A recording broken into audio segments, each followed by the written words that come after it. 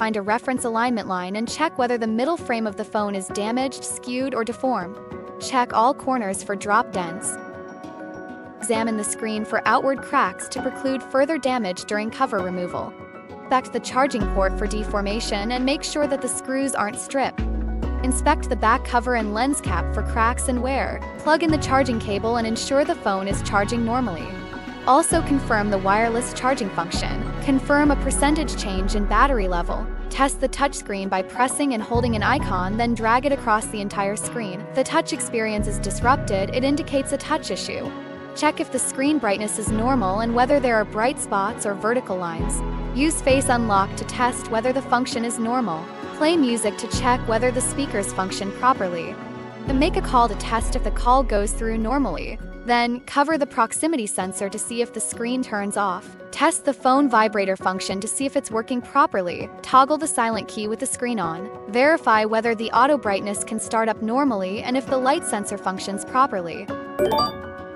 To avoid unnecessary damage, power off your phone first. Use a pentalobe driver to remove the 2 screws at the bottom. The distribution of 2 screws is as follows. Place the suction cup on the lower left corner of the screen assembly and carefully lift to create a gap. Insert a triangular opening tool into the gap and gently slide it left and right to carefully separate the screen assembly. After the gap increases, carefully pull the top clip of the screen backward with even force. Be careful not to damage the clips at the top of the screen. Note that the distance the screen is pulled down should be moderate. Avoid excessive pulling that could lead to damage to the cables, breakage, tearing, etc. Pin the screen. Flip the screen to the left, but do not exceed 100 degrees. There are cables connecting the screen to the motherboard on the left side of the phone, so when flipping, do not attempt to completely remove the screen. Several fragile cables are still connected to the iPhone's motherboard. Use a triangle screwdriver to remove the triangle screws securing the battery ribbon connector bracket. The distribution of screws is as follows. Remove the screws and place them according to their different positions, and remember the installation location of the long screws. Remove the battery ribbon connector bracket. Disconnect the battery ribbon connector. Disconnect the 3 ribbon cable terminals of the screen module. Please be careful in this step to avoid damaging components. Move the screen.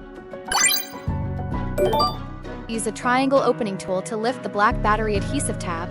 Then use plastic tweezers to grasp the adhesive tab and gently peel the adhesive tabs away from the battery. Twist the tweezers to wrap the adhesive tabs around them and peel the adhesive tabs away from the battery. Hold on the battery when removing the last adhesive tab to prevent the battery from popping out. Remove the battery adhesive on the other side using the same technique.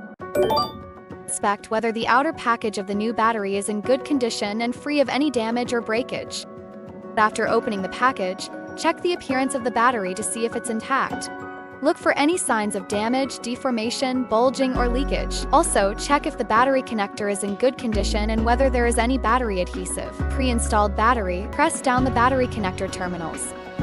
Adjust the position of the battery in the compartment, disconnect the battery connector terminals. First, snap the 2 mobile screen cable connectors onto the motherboard, then connect the battery terminals. Note, always unplug the screen connector first, then unplug the battery connector, otherwise it may cause screen burn. Turn on, check if the charging function is normal, and turn off after confirmation of normal operation. Disconnect the battery terminal connector and remove the battery. Disconnect the screen cable connector from the phone and remove the screen. Peel off the transparent protective film from the longer edge of the battery adhesive, and stick the battery adhesive handle to the right on the back of the battery at both ends. Install the battery into the battery compartment, connect the battery ribbon connector, and place the battery in the proper position. Finally, disconnect the battery ribbon connector. Peel off the side of the waterproof adhesive that features a larger pull tab. Align the adhesive with the mid-frame of the phone, and gently press and slide it using either your fingernail or a pry tool. Then, lift the smaller tab of the blue film and remove the protective film of the waterproof adhesive. Connect the back cover ribbon connector to the motherboard, place the back cover ribbon connector bracket back in place, and tighten the screws with a triangle screwdriver. Reconnect the battery and secure its bracket with screws. Insert the top of the screen diagonally into the top of the back cover. Once the back cover is properly installed, use a pentalobe screwdriver to reinstall the 2 pentalobe screws at the bottom. Plug in the charging cable to confirm that the phone is charging normally, and also confirm that the wireless charging function is working. Confirm a percentage change in battery level. there is no sound and screen when charging, continue to charge for 5 to 10 minutes and then try to turn on the machine. Check if the touch function is working properly by long pressing the icon and dragging it across the screen. If the touch is interrupted, there will be an instance of discontinuity. Check if the screen brightness is normal and if there are any bright spots or vertical lines. Use Face Unlock to test whether the function is normal. Play music to test if the speakers are working properly. Make a phone call to test if the call is normal. Cover the sensor hole with your hand to see if the screen turns off. Test the phone vibrator function to see if it's working properly. Toggle the silent key with the screen on. Test if the automatic brightness can start normally, whether the light sensor is working properly.